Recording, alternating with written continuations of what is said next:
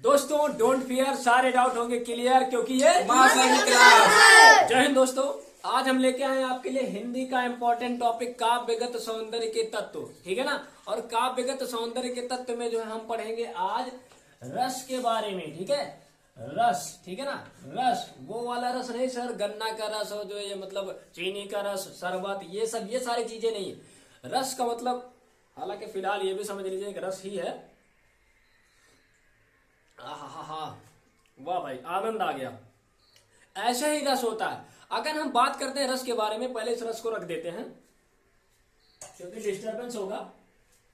चलिए, अगर हम बात करते हैं रस के बारे में, रस होता क्या है सर?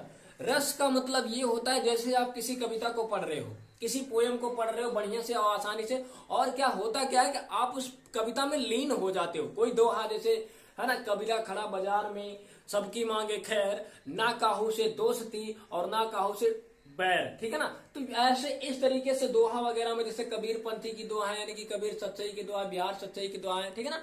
तो ये सारी चीजों को जब पढ़ते हो आप, तो ऐसे लगता है मतलब एक तन मन में जो है मतलब एक तरीके से लगता है कि नहीं, ये हमारे लिए ही बना है, हम ही गाएंगे, ऐसे करेंगे वैसे करेंगे।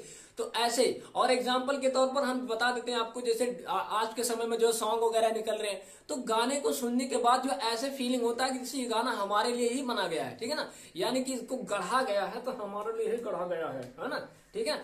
तो वहां पर जो फील आता है उसी को रस कहते हैं, ठीक है। अब जैसे एग्जाम्पल के तौर पर, अब रस जो होता है ये चार चीजों के ऊपर डिपेंड करता है आपका, ठीक है। पहला जो होता है, ये होता है पहला आपका सबसे नंबर 1 पॉइंट होता है अस्थाई भाव। ये होता है आपका अस्थाई भाव। अस्थाई भाव। नंबर 2 अनुभाव। नंबर 3 विभाव। और नंबर 4 है, लास्ट नंबर जो होता है, ये होता है आपका संचारी भाव।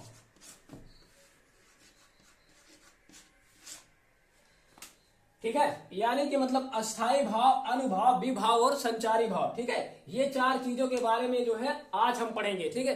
तो ये जो आपका रस होता है किसी भी पोयम को, जो यानी कि सारा का सारा प्रोसेस जो होता है, यानी कि मतलब एक तरीके से समझ लीजिए कि सारा का सारा आनंद जो होता है इन्हीं चार भाइयों के ऊपर डिपेंड करता है। फर्स्ट, सेकंड, थर्ड, बड़का भैया, छोटका भैया, छोटका भैया, छोटका भैया ना, इन चारों भाइयों पर कहा भाई चकवा खत्म हो गया,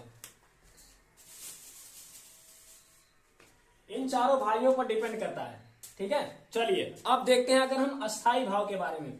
अस्थाई भाव के बारे में अगर हम देखते हैं, जैसे एग्जाम्पल के तौर पर जो छोटे से बच्चे को देखते हो, है ना, तो मन में जो है एक भाव उत्पन्न होता है, अरे यार क्या बात है, बड़ा क्यूट है ये लड़का, है ना, ठीक है, ये बच्चा बड़ा क्यूट है।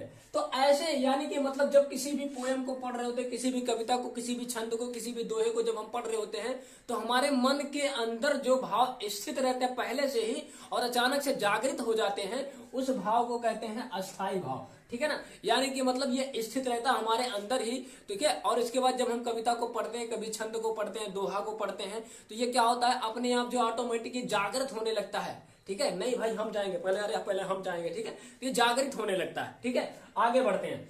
अनुभव। अनुभव का मतलब ये होता है जब ये जागृत होता है तो वाह भाई क्या बात है, अनुभूति हो, क्या बात है भाई, मतलब अनुभूति जो होता है उसी को कहते हैं अनुभव, ठीक है ना।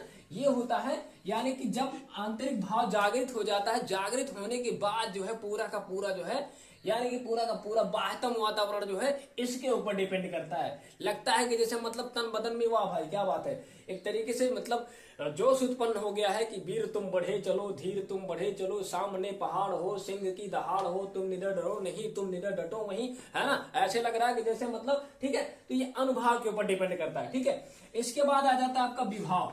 विभाव क्या होता है? अब विभाव जो होता है ये सर जो है आपका जो मतलब किसको देखने की वजह से आपके अंदर, आपके मन में जो भाव उत्पन्न हुआ, किस चीज को, चाहे वो मनुष्य हो चाहे कोई वस्तु हो, उसको देखने के बाद अगर आपके अंदर यानी कि मतलब किसको, तो ये आलम्बन विभाव और उद्दीपन भाव, ठीक है। आलम्बन विभाव और उद्दीपन विभाव यानी कि मतलब किसी वस्तु को देखकर, किसी विशेष व्यक्ति को देखकर आपके मन में जो अभिलाषा उत्पन्न होती है, जो रस उत्पन्न होते हैं, जो वो आपका विभाव के अंतर्गत होते हैं, ठीक है। ये वस्तु से रिलेटेड होता है, ठीक है। आगे यानी कि मतलब वीर जब बढ़ रहा था तो सो इमेजिन करो कि तलवार लेके बढ़ रहा था, या सकन सकन, है ना, ठीक है।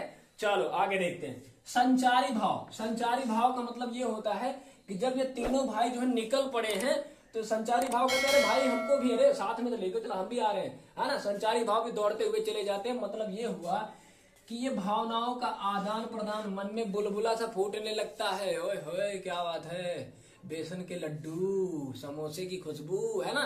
ठीक है, तो मन में जो है ये बुलबुले से फूटने लगते हैं। ये बुलबुले जो होते हैं ये क्या होते हैं, संचारी भाव के अंतर्गत आते हैं। जो मन के अंदर बुलबुले फूट रहे होते हैं वो संचारी भाव के अंतर्गत ही आते हैं। ठीक है ना। तो ये चारों भाई आपस में रिलेटेड होते हैं और रिलेटेड होने के बाद फिर जो है रस का निर्माण होता है और पता चलता है कि आपको कविता पढ़ते समय, पद को पढ़ते समय, दोहे को पढ़ते समय, छंद को पढ़ते समय, ठीक है ना, तो आपको जो है एक तरीके से स्फूर्ति उत्पन्न होती है और आप जो है पढ़ते हुए चले जाते हैं। जैसे अभी हमने कहा कि बेर तुम बढ़े चलो, है ना। ठीक है, तो ऐसा लगता है कि जैसे, ठीक है, और जाते जाते आपको जो है एक दोहा हम सुना देते हैं। उदित उदयगिरी मंच पर रघुबर बाल पतंग, बिकसे संत सिरोज सब, हर्षे लोचन भृंग। ठीक है, उम्मीद करते हैं आपको समझ में आया होगा। मिलेंगे इसके और स्टेप वाले वीडियो में, तब तक के लिए जय हिंद।